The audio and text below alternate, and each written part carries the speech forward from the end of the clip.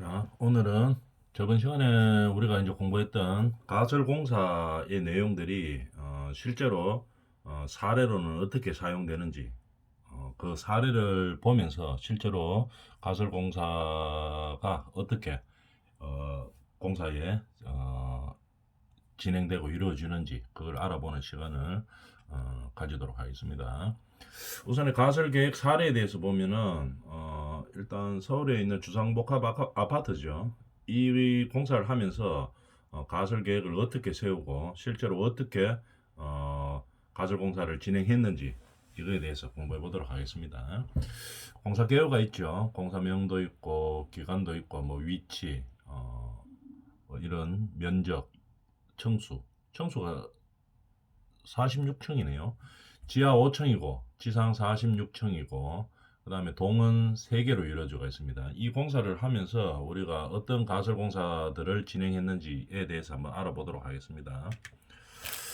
가설 공사 과정에 대해서 보면은 뭐 지금 그림에 보이죠? 터파기를 하기 직전에 사진도 있고 그 다음에 이제 터파기가 진행되면서 타워 크레인들이 이제 설치되고 뭐 이런 가설들이 공사가 이제 진행되고 있네요. 이 사진도 마찬가지죠. 이렇게 해서 이제 타워 크레인이 하나, 둘, 셋, 넷, 네 대, 다섯 대 뭐 이렇게 진행이 되고 있죠. 이런 사진들이 실제로 어떻게 구체적으로 진행됐는지 한번 알아보도록 하겠습니다. 자, 우선 설계 계획에 대해서 한번 보면은 전체 구조는 RC 쪽이고 고층부는 RC 쪽 플러스 RC 라멘 쪽 이렇게 되어 있죠. 청수는 5층이고 지하 46층, 3개동이고 코아가 5개로 이루어져 있습니다. 지하 5층이니까 여기가 상당히 좀 깊은 편이죠. 지하 주차장으로 사용되고 있는데 지하 5층 으로 이루어져가 있네요. 토공사할 때 좀 상당히 조심해야 되겠죠. 이쪽은 옆 부지들이 뭐 예를 들어서 건물이 있다든지 뭐 이런 구조물들이 있을 가능성이 높죠. 서울 쪽에 이래 공사를 할 때는 이럴 때는 깊이 터파기 들어갈 때는 상당히 조심해야 됩니다. 그죠? 터파기 하다가 만약에 뭐 이제 무너진다든지 이렇게 되면은 우리 현장에 피해가 오는 것도 중요하지만 이 다른 옆 인접 건물들에 이제 피해를 오게 되겠죠. 그래서 상당히 조심하면서 이제 우리가 가설 설계를 해줘야 된다 이런 얘기입니다. 자, 내용에 대해서 한번 간단하게 볼까요? 우리가 구획을 시켜놨는데 지하 5층에서 10층까지 한 구획, 그 다음에 20층까지 20층 이상을 또 한 구획 이렇게 이제 나눠져가 있네요. 실제로 어떻게 하는지부터 한번 봅시다. 처음에 이제 공구 계획을 이런 식으로 세우게 되겠네요. 공구 계획을 세우면 여기는 지금 3개동인데 두 공구로 나누었습니다. 그죠? 1공구는 AB동, 그 다음에 2공구는 C동, 이제 이렇게 이루어져가 있네요. 여기 되어 있죠. 1공구는 AB동, 2공구는 C동, 2공구는 이쪽 부분을 이야기하는 겁니다. 그죠? 그 다음에 2공구 안에서는 이제 RC 말고 PC 구간도 좀 있죠. 이런 식으로 되어 있고, 첫 번째 이제 가설 계획에 대해서 보면은 타워 크레인 배치 계획을 이제 세우고 있습니다. 타워 크레인은 우리가 제일 배치할 때 가장 고려해야 되는 부분이 무엇일까 한번 생각해 봐야 되겠죠. 첫 번째로는 타워 크레인 반경입니다. 그죠? 50m짜리 타워 크레인이냐, 아니면 뭐 한 70m짜리 타워 크레인이냐. 이 타워 크레인이, 우리가, 자재들을 양중하고, 그 다음에 공사하는데 꼭 필요하죠. 근데 이 반경이 있죠. 타워 크레인은.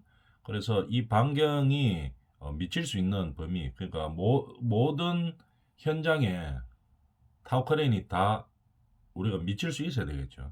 그래서 구석구석에 뭐 빠지는 데 없이 이렇게 이제 갈 수 있는 계획을 세워줘야 됩니다. 그죠? 타워 크레인 반경이 첫 번째로 중요할 것이고, 두 번째는 또 뭡니까? 타워 크레인은 인양할 수 있는 무게 능력이 있죠. 그죠? 예를 들어서 뭐 7톤짜리 아니면 뭐 9톤짜리를 우리가 인양하고 싶다. 이럴 때 이제 배치 계획을 잘 세워줘야 되는 겁니다. 그죠? 그래서 이 그림에서 보면 알 수 있다시피 1호기 반경이 1호기 타워 크레인이 요거죠. 그럼 타워 크레인 반경이 요겁니다. 그죠? 1호기 반경. 1호기 반경 보면은 우리가 인양 능력은 5.6톤 이제 이런 식으로 나와 있죠. 그래서 2호기는 거리 얼마에 뭐 능력은 몇 톤 이런 식으로 주어져 있죠. 그래서 우리 현장에서 필요한 반경과 인양 능력이 필요로 하는 능력이 있겠죠, 그죠? 어느 정도의 무게를 들 수 있다. 이거를 맞추어서 우리가 타워 크레인을 배치를 해야 됩니다. 이 현장에서는 7개를 배치했네요, 그죠? 근데 이 타워 크레인 위치가 좀 상당히 중요하죠. 왜냐하면은 우리가 타워 크레인을 배치를 하다 보면은 아까도 이야기했지만은 필요한 곳까지 다 가야 되죠. 장비라든지 뭐 자재라든지 이런 것을 인양할 때 필요한 곳으로 가야 됩니다. 그죠? 그래서 모든 현장에 다 갈 수 있어야 되겠죠. 원하는 위치까지 우리가 타워 크레인의 뿜대가 이게 그러니까 이제 갈 수 있어야 되겠죠. 그래서 원하는 장소까지 장비나 뭐 자재들을 정확한 위치로 보낼 수 있을 정도의 그런 위치에 정해줘야 됩니다. 그죠? 그리고 이제 조심해야 될 게 뭡니까? 본 공사를 하는데 이 타워 크레인이 나중에는 해체하고 없어지는 거죠. 가설 장비이기 때문에. 그러면 이 본 공사에 영향을 주는 위치에 있어서는 안 되죠. 그죠?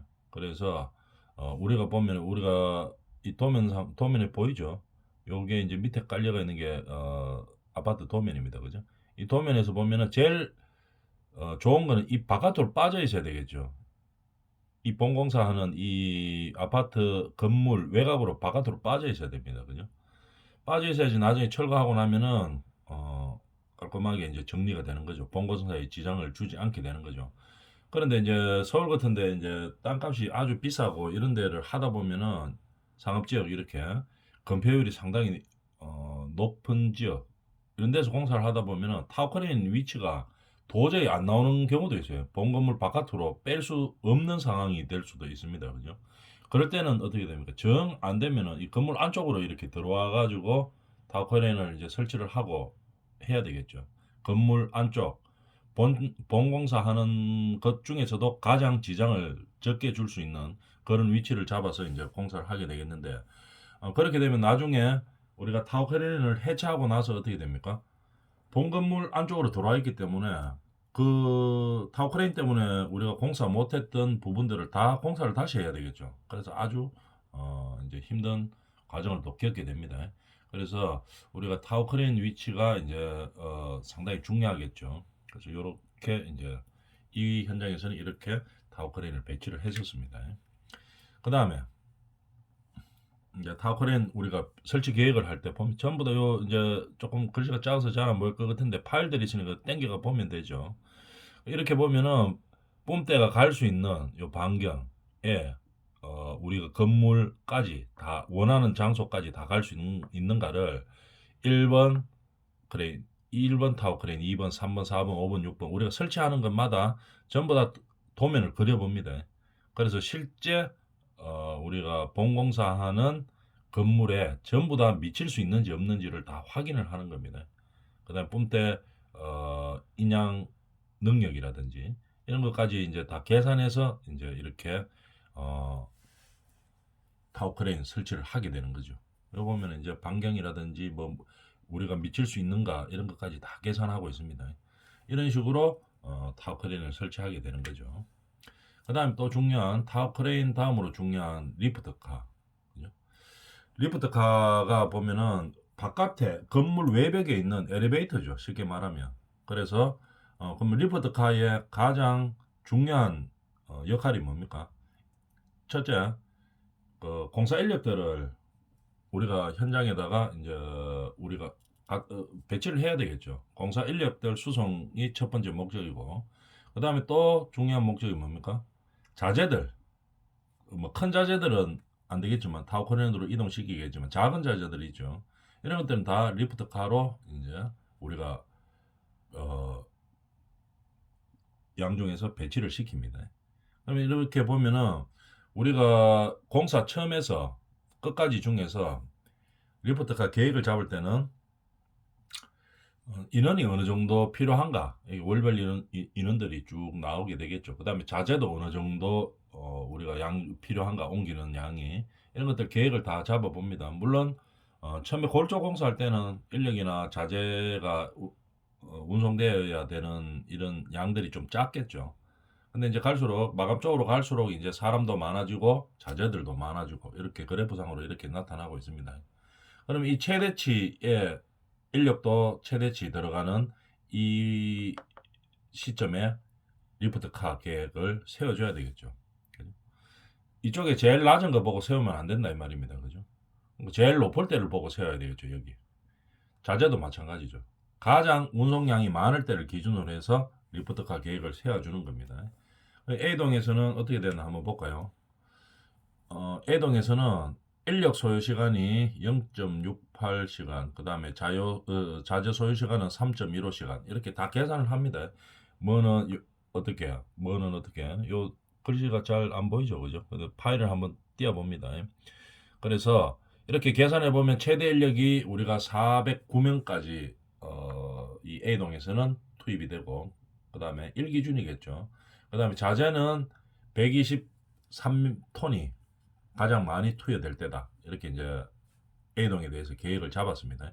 그러면 이거를 다 운송할 수 있는 리프트카를 계획을 잡아줘야 되겠죠.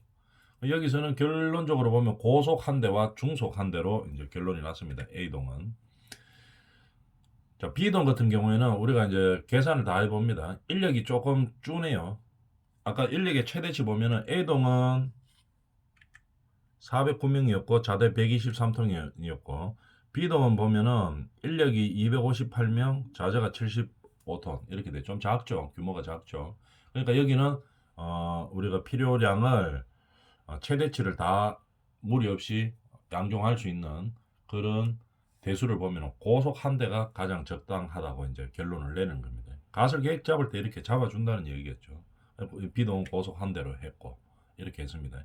그러면은 전부 다 고속하면 안 됩니까? 이러면 고속하면 제일 좋기는 제일 좋죠. 그런데 여기 보면은 임대료가 어떻게 됩니까? 고속은 월 임대료가 이 보통 1,700만 원 정도 되네요. 중속은 1,200만 원. 그다음에 저속은 한 250 정도. 뭐 775만 원짜리도 있고 이렇죠.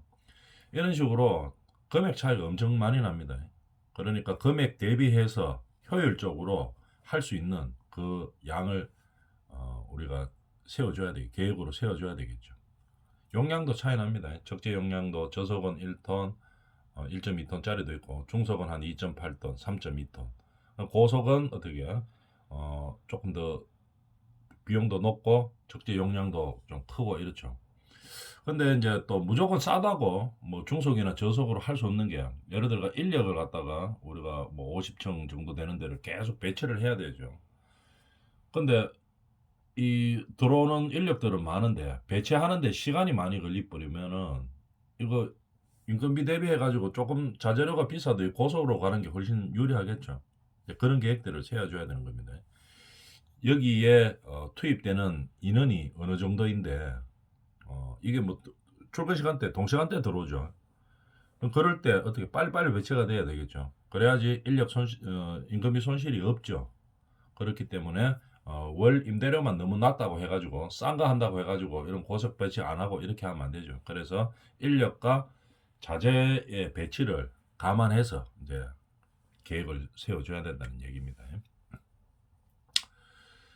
그래서 이제 우리가 보면은 리프트카 분석을 보면은 고속형으로 할 것이냐, 중속 플러스 고속으로 할 것이냐, 중속으로 할 것이냐 이런 모든 인력과 자재들의 계획에 의해서 이제 쓰는데 A동은 이제 결론이 중속 플러스 고속으로 났어요. 금액까지 다 감안해서 이제 그렇게 결론을 내렸겠죠. 그럼 타 현장 같은 데는 어떻게 됐는가 한번 볼까요? 뭐 이 현장에서는 고속 한 대, 중속 한 대 현상도 있고 어떤 현장에서는 다 이거 이런 보면 알만한 현장들이죠. 이런 현장들에서는 여기는 높을수록 좀 고속이 좀 많이 고층일수록 배치되는 경향이 있죠. 자재도 물론 중요하지만 인력 배치 때문에 그렇겠죠. 인력은 같은 시간대에 확 이제 무리 없이 배치가 돼야 되기 때문에 여기는 이제 고속이 2대 들어갔네요. 그 다음에 여기는 고속 2대에 저속 1대. 근데 요런 데는 고속 하나에 저속 하나. 여기는 저속 한 대로 이제 마무리했네요. 그다음에 고속 하나에 저속 한 대. 이제 이런 식으로 현장마다 조금씩 이제 여건이 다르기 때문에 우리가 배치되는 인력이나 그다음에 양중해야 되는 자재들을 고려해서 그다음에 월 임대료까지 다 고려해서 결정을 내려준다 이런 얘기들입니다. 그다음에 리프트가 운영 계획 보면은 리프트카는 우리가 한번 생각을 해봅시다. 이 큰 한 층의 아파트가 이렇게 층으로 봐가지고 이렇게 넓죠. 그러면 여기에다가 배치를 할 것이냐, 여기에다가 배치를 할 것이냐, 여기에다가 할 것이냐, 어느 위치에 하는 게 가장 동선이 한 바닥에서 물건 예를 들어가 뭐 사람은 어떻게 올라갔을 때 뭐 걸어갈 수 있는 요 층 안에서 거리는 비슷하다고 시간은 비슷하다고 볼 수 있죠. 근데 자재 같은 경우에는 어느 위치에서 리프트카를 세워줘야지 한 층별로 층당 움직일 수 있는 동선이 가장 유리한가 이거를 고려해서 위치를 잡아줘야 됩니다. 그래서 이제 다 잡는 거죠. 그런 걸 감안해서 잡는 거죠. 여기 보면은 도면이 이렇게 돼가 있다고 한번 봅시다. 그러면 이제 자재가 오면 어디로 갑니까? 이제 물론 리프트카가 여기에 배치할 수도 있고 여기 할 수도 있고 여기 할 수도 있고 그거는 이제 도면을 보고 선택을 해야 되겠죠. 이동 거리가 최단 거리로 하면서 가장 운송하기 좋은 위치 이걸 고려해서 해야 되겠죠. 보니까 여기는 이동 거리가 이렇게 돌았을 때 63m가 됩니다. 그래서 여기 한 대, 여기 한 대 이렇게 배치를 했는 거죠. 하나는 고속이고 하나는 중속일 거고 이렇게 되겠죠. A등에서는 중속 하나, 고속 하나 이렇게 했기 때문에 그래서 따지는 거죠. 거리도 이렇게 한번 따져봅니다. 이동 거리가 최단 거리로 되면서 원활하게 자재를 각 호실마다 수송할 수 있는 위치가 정확하게 어디가 되는 것이 가장 좋은가 이거를 판단해 보는 거겠죠. 해보니까 여기하고 여기라고 이제 이 현장에서는 판단을 했던 겁니다. 그 다음에 이제 양중 계획을 보면은 어떤 식으로 하는지 한번 봅시다. 층수가 높죠. 50층 가까이 이렇게 되기 때문에 양중 자재 반입 위치를 층별로 이렇게 분할을 하는 겁니다. 그래서 예를 들어 1층에서는 이 리프트카를 탈 때 뭐를 중점으로 해야 되는가 하면 인력, 그 다음에 뭐 쓰레기는 이 반출해야 되겠죠. 반출해야 되기 때문에 반드시 이제 1층에서 해야 되는 겁니다. 그래서 인력과 쓰레기들을 이제 1층에서 반입하고 이런 계획을 잡는 거죠. 그래서 어떤 리프트카를 요 쓰레기 반출이나 인력 상하차용으로 쓸 것이냐 이제 계획을 잡겠죠. 이 리프트카는 인원들만 왔다 갔다 하고 그 남는 시간에 쓰레기들은 우리가 뭐 바깥으로 반출시키기 위해서 사용하겠다. 이제 시간대별로 계획을 잡는 거겠죠. 그 다음에 이제 이게 겹쳐지면은 좀 안 좋기 때문에 지하 1층을 보면은 무슨 자재가 들어갑니까? 건축 마감 자재는 지하 1층에서 이제 무조건 상차하도록 대가 이제 계획을 잡았는 겁니다. 지하 2층은 전기 설비 마감 자재, 그 다음에 뭐 협력업체 사무실들이 배치되어 있기 때문에 전기 설비나 마감 자재를 상차시키는 것을 이제 지하 2층에서 하겠다. 층별로 분리해서 그렇게 계획을 잡는 거죠. 이렇게 리프트 카들도 다 계획에 의해서 이렇게 합니다.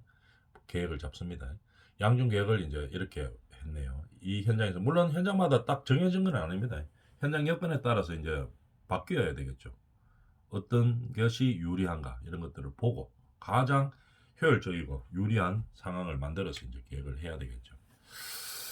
여기서 보면은 우리가 지상 1층이 항상 이제 복잡한 상황이 되겠죠. 가장 복잡하죠. 지상 1층이. 그때 가설 계획을 어떻게 잡나 한번 봅시다.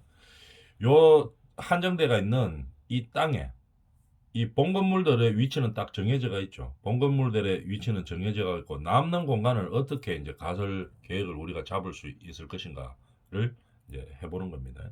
원래 이렇게 다 계획을 잡아서 해야 되겠죠. 요 잡았는 거 한번 봅시다. A동 A-1 여기죠. 여기는 뭡니까? 골조에 대한 골조 자재를 야적하는 겁니다.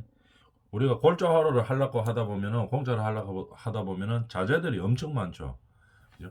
그래서 여기에는 이제 계획을 잡는 겁니다. A동 골재를 야적하고 여기도 A동 골재 야적하고 그다음에 여기는 B동 골재를 야적한다. 이렇게 계획을 잡는 거죠. 요는 C동 골조 야재 그 다음에 C동 골재 야적 그 다음에 여기는 마감 자재를 야적하겠다. 이 계획을 잡는 거겠죠. 이 전체적인 일정 주어진 에리어 면적에서 이제 활용을 하는 거겠죠. 마감 자재는 여기, 그 다음에 여기, 리프트카 위치는 여기 뭐 동마다 어떻게 하겠다. 타워 크레인 위치도 다 정해져가 있죠 이미. 이런 식으로 계획을 다 잡는 겁니다. 여기서 이제 뭐 자재 야적 이외에 또 중요한 게 뭐겠습니까? 차량이 많이 다니죠. 공사 차량들이. 공사 차량이 어떻게 왔을 때 어떻게 이동시켜서 뭐 자재들을 상하차 시키고 그다음에 나중에 뺄 수 있도록 하겠다. 여기로 들어오는 거죠. 그다음에 여기 회전해 가지고 가서 뭐 이쪽으로 나갈 수 있도록 그렇게 이동 동선을 잡아주고 이제 이런 계획들을 하는 것들이 가설 계획입니다. 펌프카 탓을 여기서 한번 볼까요? 마감 자재 뭐 이렇게 자재가 상차대가 있고 그림으로 보면은 공구 마감 자재 야적들 어떻게 돼가 있고 그 다음에 차량 이동은 어떻게 되고 그 다음에 펌프카 타설은 어느 위치에서 하겠다 이제 이런 것들이 중요한 거겠죠. 그 다음에 이제 그래서 1층 바닥에 대해서 이제 계획이 이렇게 잡아줬습니다. 그죠? 이렇게 잡아주고 그 다음에 이제 골조가 올라갔다고 봤을 때 이제 뭐 1층, 2층, 3층 이래가 50층까지 쭉 올라가겠죠. 그럴 때 층층별로 어떻게 이제 할 것이냐 계획을 잡는 거죠. 콘크리트 타설 후에 그러니까 한층 위 슬라브가 이제 콘크리트 타설되고 평면이 이제 만들어지고 난 다음에 그 평면에 어떻게 할 것이냐 이겁니다. 여기는 이제 리프트카 자리다 이렇게 결정이 나가 있죠.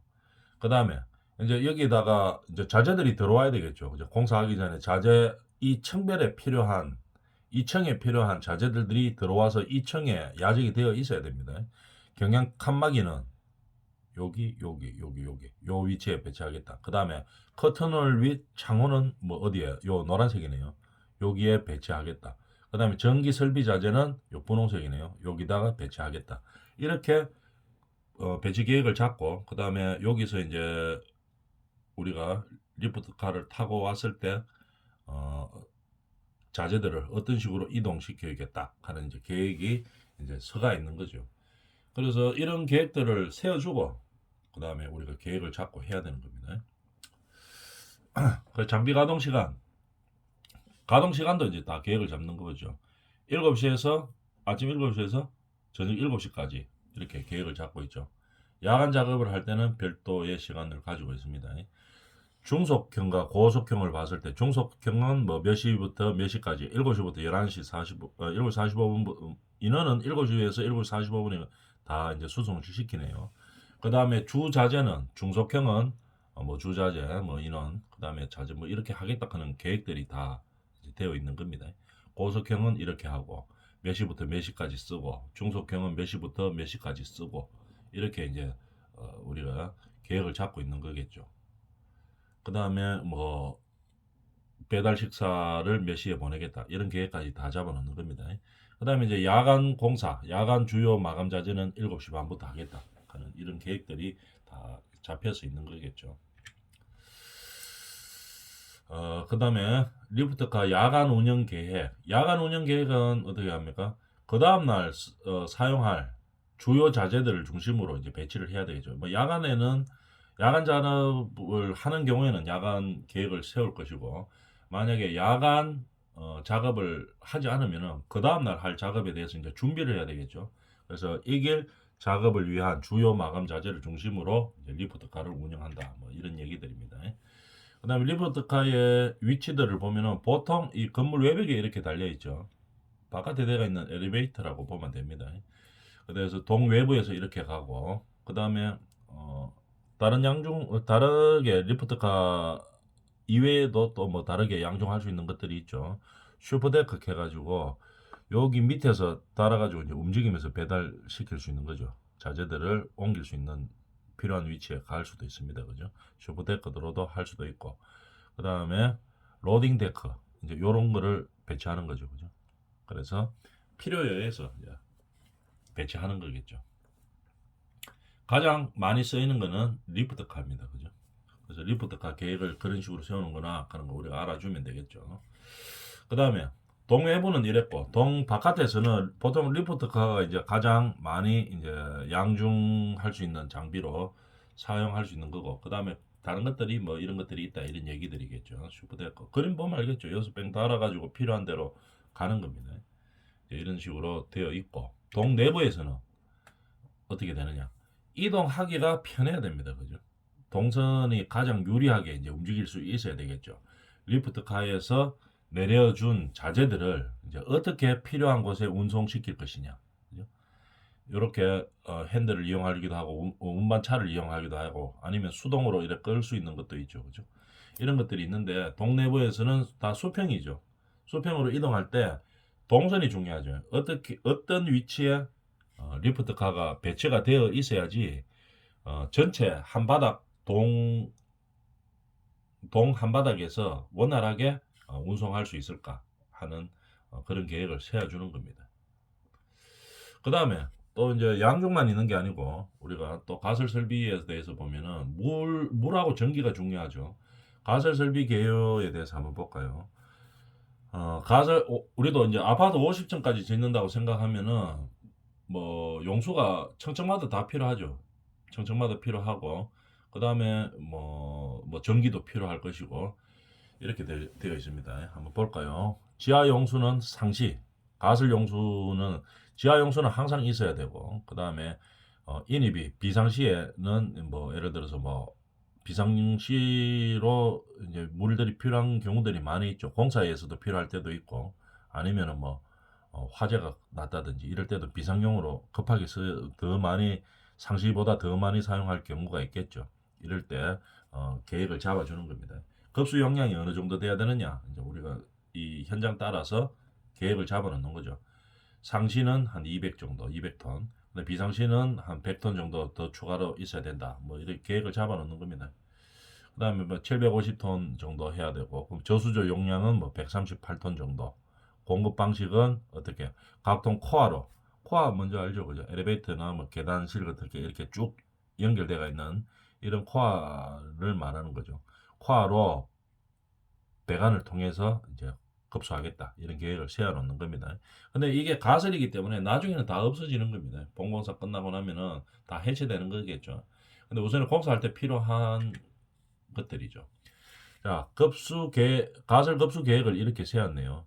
시수, 그 다음에 심정 수조 이렇게 파가지고 그 다음에 골조 이렇게 지금 그림 돌아가고 있죠. 잘 봅니다. 이런 식으로 해서 정화조에 물을 상시 어느 정도 양 비축을 해놓고 그 다음에 이제 골조가 올라갈수록 이제 골조에 따라서 이제 계속 올려주는 거겠죠. 그런 계획을 잡는 거는 겁니다.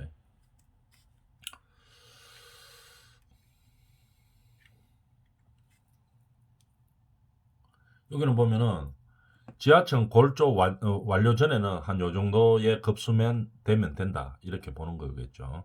그러니까 지상으로 골조 올라가기 전에는 지하에서 사용할 때는 요 정도의 급수 계획을 가지고 공사를 마무리할 수 있다. 이제 이렇게 계획을 잡았는 겁니다. 가설 급수 계획을 잡았는 거죠. 그 다음에 2단계로는 이제 지하가 뚜껑이 덮여졌어요. 뚜껑 덮어지고 이제 위로 골조가 올라갈 때는 어떻게 됩니까? 이 그림이 수직으로 지금 인면으로 보이는데 이쪽에 지하 쪽에 있던 거에 추가로 위로 올라가야 되겠죠. 동별로 올라가 가지고 이제 급수 계획을 잡아줘야 되는 상황이 되겠죠. 골조가 올라가니까. 보통 뭐 코아를 통해서 간단하게 위로 빼 올리죠. 그죠? 이런 식으로 해서 본공사 중간 수조를 우리는 한 15층 정도의 이 현장에서는 이제 배치를 했네요. 15층, A동은 15층, 그 다음에 B동도 한 15층, C동은 한 23층 정도가 적당하다고 받는 겁니다. 그래서 중간층에서 13톤 정도, 12, 13톤 정도를 받아서 물을 항상 이렇게 수조에다가 보관해 놓는 거겠죠. 그래야지 빨리빨리 급수가 되기 때문에 이제 이렇게 하는 겁니다. 그래서 이 그림에서 보면은 지하공사가 마무리되기 전에 그러니까 지하층 뚜껑 뜯기 전에 본공사 저수용으로 한 100톤 정도를 보유하고 있었네요. 그래서 지하층 공사를 마무리하고 지상으로 올라왔을 때는 이제 올라가면서 층별로 다 급수 계획을 가지고 그 다음에 중간 수조 위치도 한 15층 정도 요거는 23층이지만 이 위치에서 어느 정도의 중간 수조가 필요했다 이런 얘기들입니다. 그죠?